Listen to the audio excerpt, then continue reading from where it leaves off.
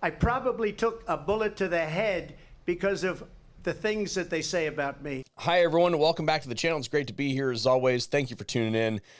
Happy Monday, everybody. And unless you were living under a rock for the last 24 hours, you will have heard that there was a second attempt on President Donald Trump's life over the weekend, just yesterday afternoon. I have some information about this to share with you, as well as some of my guesses, and that's what we're going to be talking about in today's video after we hear a quick word from today's sponsor. We don't talk about medical enough. Oftentimes it gets relegated to the background. Lots of people carry guns, but don't carry basic things like tourniquets, for instance. Well, the place that I use is Medical Gear Outfitters. You've heard about them before. They're good people over there. They've got everything from like your specialized kits for like car accidents and stuff like that to the individual items where you need like chest seals, tourniquets, or you need something to fix Timmy's scraped up knee. You can get it all over there at Medical Gear Outfitters, and they do offer you guys a discount, and you can find all that information over at the affiliates page. I don't need to plug it any more than that, but what I will leave you with is, even if you don't know how to use all of the equipment, having the equipment so that maybe somebody comes along that does know how to use it, will have the tools that they need to help people, is a responsibility that we should all take. So what do we know? As far as like the 50,000 foot view, if you just wanted the quick and dirty details, Trump was on the 5th hole of the golf course, out there golfing in an activity that should have been well known to his security detail, and we'll get to that here shortly. But an assailant that we'll also get to here shortly took a rifle and poked it through the chain link fence in a relatively wooded area to provide himself some concealment anywhere from 300 to 500 yards at President Trump.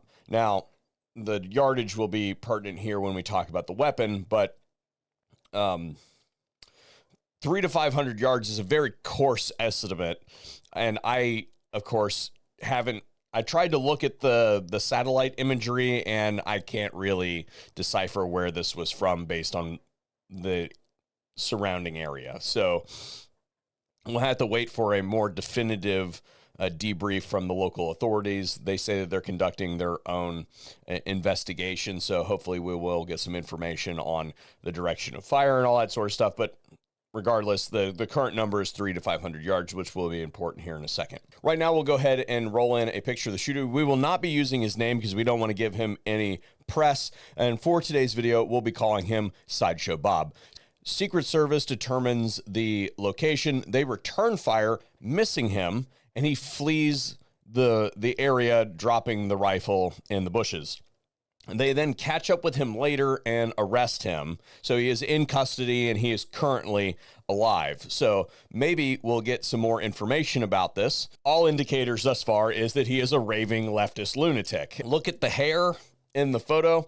It is blue and yellow, and that's because he dyed his hair for Ukrainian stuff. He actually went to Ukraine on a promotional tour type thing. Very incoherent interview. It does not appear to be a very intelligent individual, just from watching a couple videos of him speak that are probably scrubbed from the internet at this point in time. But we have some resources that we're able to get those for us rapidly and preserve them. So that's two of these type of people that have tried to do this sort of thing. And I think that if you dig into the statistics a little bit more, that you'll find that the representation is much, much broader than that. But I'll leave you to interpret what it is that I'm saying without actively saying it and getting myself kicked off of the platform. Shall we talk about the weapon? It was initially reported that it was an AK-47, which is, in my opinion, erroneous information.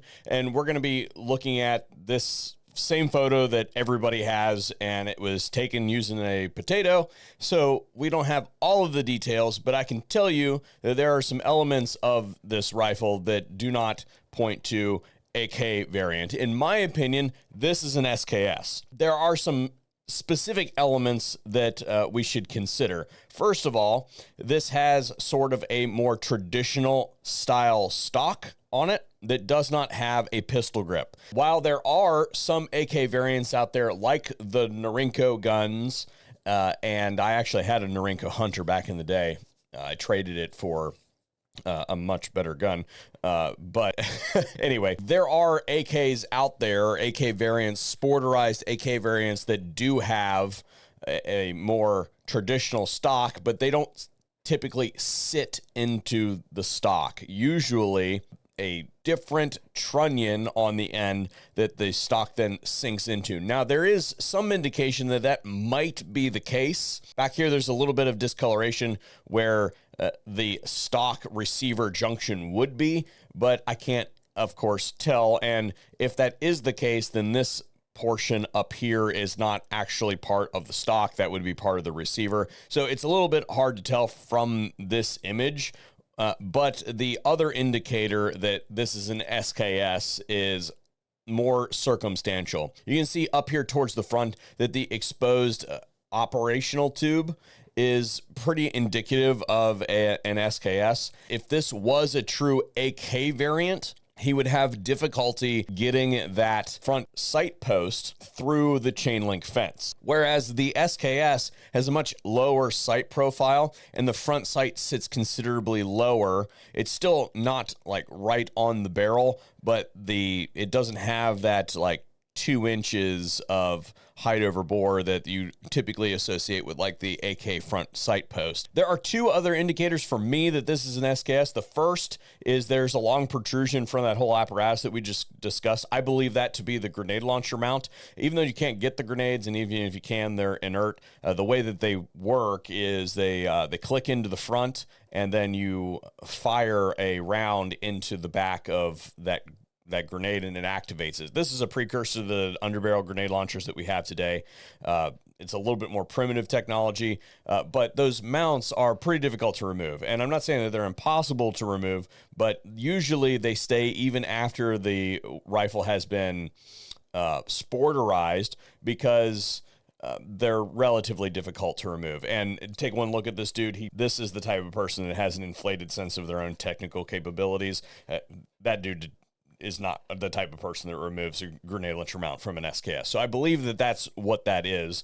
And then on top of that, it is not impossible to mount optics to AKs. It's just a little bit more difficult. And of the classes of guns that have the sporterized capabilities, usually the side optics mounts are removed from those variants when they're imported. Now, that's not 100%, but typically the way that works is the AK does not have a mountable surface across the top to mount optics. And the SKS doesn't either, but they many times come drilled for the optics mounts. They've been out there. My dad had an SKS that had a nice rubberized scope on top of it, specifically for hunting, right? I believe he still has that gun, but it's definitely easier to mount optics to an SKS than it is to mount optics to an AK, because the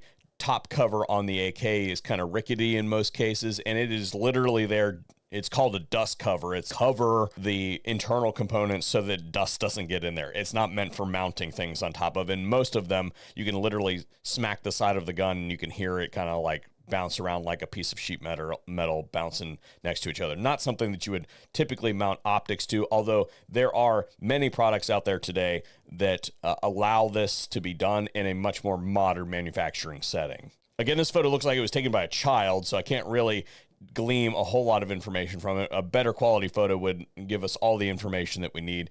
If this wasn't taken with somebody's Polaroid camera from 1980, then we would have that information. But if this was an AK, there would likely be side mounting rails over here, and we would be able to discern that from a higher quality photo. But the only puzzling thing here is that there is a true high capacity magazine here, because the standard capacity of the SKS is 10 rounds and usually has this little flippy gizmo thing on the bottom that allows for mass emptying. It's an internal magazine of 10 rounds, but depending on the stock that you have dropped the components into, it allows it to integrate a large capacity magazine for the SKS, and they do make those out there. They're strange. They've got like this huge claw that's on the front of it that allows it to clip into the stock and be retained, because the traditional hardware for that sort of thing isn't there. Again, a higher quality photo would yield all of this information. Anyway, I geeked out way longer on that than I really needed to, especially because it's taken me so long to make this video now that there's probably a higher quality photo available out there for us to see.